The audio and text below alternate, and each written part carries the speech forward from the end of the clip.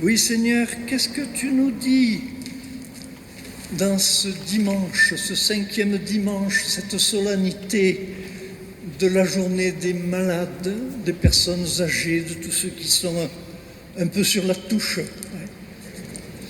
Oui, avec la première lecture que nous avons entendue, nous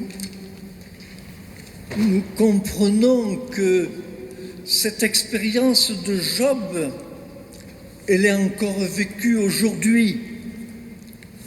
Un Job qui avait réussi dans sa vie, qui était entouré, qui avait la foi, qui croyait en Dieu, et qui par là se croyait protégé. Et voilà que le pauvre Job a tout perdu. Il a perdu ses biens, il a perdu ceux qu'il aimait, et il est en train de perdre la vie, il perd la santé. Job qui est découragé, comme on peut l'être dans sa situation, et que beaucoup sont autour de nous, ceux que nous rejoignons, bien sûr, mais aussi les autres, ceux que nous ne rejoignons pas. Parce que cette expérience, elle est un peu de tous, avec plus ou moins de gravité, mais nous sommes que de passage sur cette terre. Et tout ce que nous avons reçu, même notre prénom, c'est pas nous qui nous le sommes donné. C'est nos parents qui nous ont donné le prénom, qui ont choisi le prénom que nous portons toute notre vie, ce prénom que nous faisons nôtre. Et nous croyons on le possède définitivement avec tous les biens qui nous sont donnés, parce que avant de naître, nous n'existions pas. Autrement dit, nous sommes un don de Dieu. Tout ce que nous sommes, tout ce que nous pouvons faire, tout ce que nous avons, nous a été donné parce que nous n'avions rien pour négocier, pour avoir ce don. Donc ce n'est pas un dû, c'est un don. Et tout ce que nous avons, eh bien nous devons le relativiser. Il ne s'agit pas de le dilapider, bien sûr. Si Dieu nous donne des talents, c'est pas pour les mépriser, parce que si je méprise les talents qu'il me donne, je méprise celui qui me les donne. D'où l'importance de reconnaître à travers les biens et les talents que nous avons et les gens que nous rencontrons, le don de Dieu. Tout nous est donné. Et Jésus, il vient sur la terre, non pas pour nous donner, parce qu'il nous a comblés de la création, mais pour se donner, pour que la création retrouve son âme, et nous avec. Oui, frère, cette expérience de Job, essayons de l'intérioriser, essayons de la méditer. Et la deuxième lecture, c'est Saint Paul qui parle aux chrétiens de Corinthe et qui nous parle à nous aujourd'hui. Mais peut-être que les mots qu'il est en train d'exprimer aux chrétiens de Corinthe et qui nous exprime à nous aujourd'hui, c'est peut-être l'Esprit de Dieu qui se sert de sa parole ou de son écriture pour nous dire quelque chose. Et qu'est-ce qu'il nous dit, l'Esprit, à travers la parole de Saint Paul, en cette deuxième lecture? Il me dit « Malheur à moi si je n'annonce pas l'Évangile ». Est-ce qu'on va se mettre à prêcher l'Évangile? Oui. Parce que annoncer l'Évangile, c'est le témoigner. Et ça, tous, tant que nous sommes, nous avons à témoigner cet Évangile. Et cet Évangile, c'est quoi? L'Évangile, c'est la bonne nouvelle du salut. L'Évangile, c'est Jésus, le Verbe de Dieu qui s'est fait chair. D'où l'importance de dialoguer avec la parole de Dieu, de dialoguer avec Jésus-Christ, de dialoguer avec son esprit. Et Jésus-Christ, c'est qui? La parole de Dieu, c'est quoi? La parole de Dieu, c'est le Verbe de Dieu fait chair, bien sûr, en Jésus-Christ, mais c'est aussi l'amour de Dieu, l'amour infini de Dieu qui s'exprime en Jésus-Christ. C'est l'amour infini de Dieu qui s'exprime à travers cette parole qui a créé le ciel et la terre et qui veut faire de ce don de Dieu le chef-d'œuvre que nous serons dans l'éternité si nous disons oui à son invitation. Oui, frères, entendons cette deuxième lecture. Si je n'annonce pas l'Évangile, malheur à moi, parce que si ma vie est sans amour, je vais dans le néant, parce que tous ces biens dont je dispose, ils sont éphémères, ils vieillissent. Oui, ils sont éphémères. Ils sont que de passage. D'où l'importance d'accueillir ces dons, mais d'accueillir surtout celui qui s'exprime à travers ces dons, le donateur de ces dons.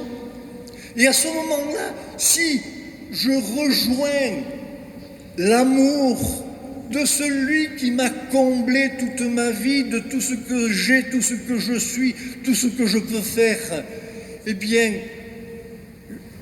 il est éternel. Je ne peux pas rester dans la mort. Je crois que c'est important.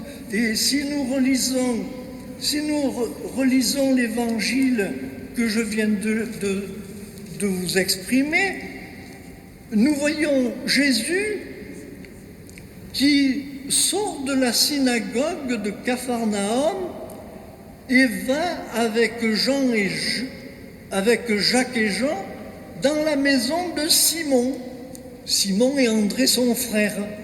Mais la maison de Simon, la maison de Pierre, mais la maison de Pierre, c'est l'Église.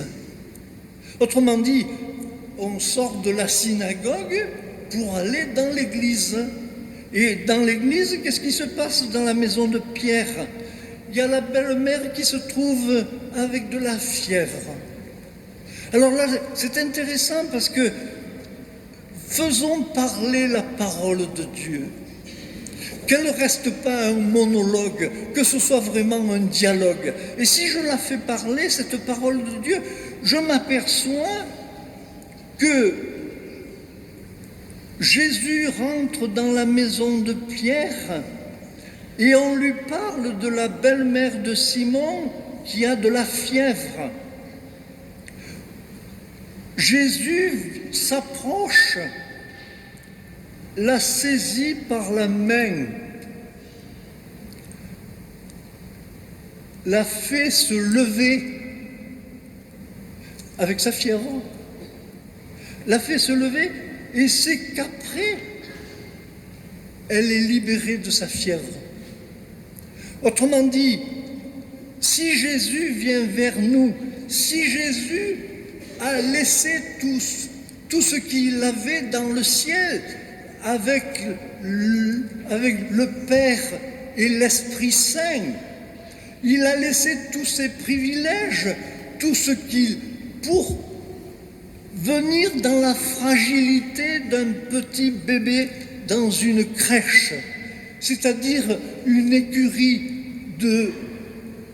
d'un troupeau de brebis qui avait à l'époque, dont la maison était ouverte, parce qu'il n'y avait pas de place pour eux à l'auberge, parce que Jésus arrive sur cette terre dans la pire condition, dans la fragilité et la précarité.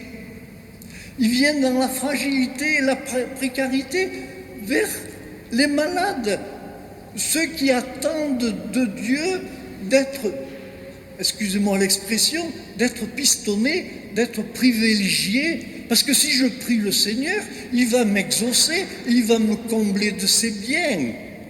Mais de quel bien? Jésus nous a donné surtout pour se donner, parce que le grand bien dont nous avons besoin pour vivre éternellement avec lui, c'est lui-même. C'est pas les dons, c'est celui qui se donne. D'où l'importance d'accueillir Jésus, non seulement dans le pain et le vin, ni dans sa parole, mais dans sa présence réelle. Et que cette parole et que cette Eucharistie ne soit pas une absence réelle.